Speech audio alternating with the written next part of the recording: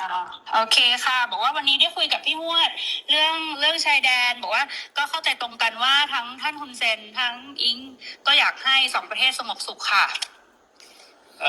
មិញគាត់បានទៅជែកជាមួយខ្ញុំបាទនៅសន្តាគារហើយបានឯកភាពគ្នាដោយអ្វីដែលពុកបានប្រាប់ថាចង់បានសន្តិភាពស្ថិរភាពប្រទេសទាំងពីរពុកបាទบอกว่าไม่อยากให้อังโคไปฟังคนที่เป็น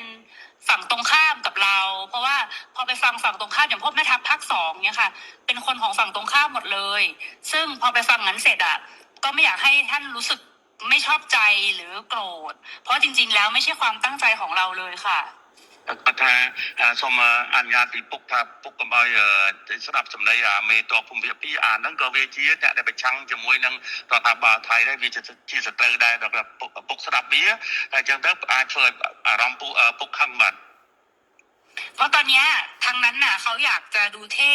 เขาก็จะพูดอะไรออกมาที่มันไม่เป็นประโยชน์ต่อประเทศชาติค่ะแต่ว่าจริงๆที่เราต้องการเนี่ยคือต้องการความสงบสุขให้เกิดขึ้นเหมือนตอนก่อนที่จะปะทะกันตรงชายแดนนะคะមេតបភូមិភាគហ្នឹងវានិយាយចង់ឲ្យលយខ្លួនវាចង់នេះសាង rating មកវា Hello can you hear me uncle พูดได้ยินแล้วนะพี่มวด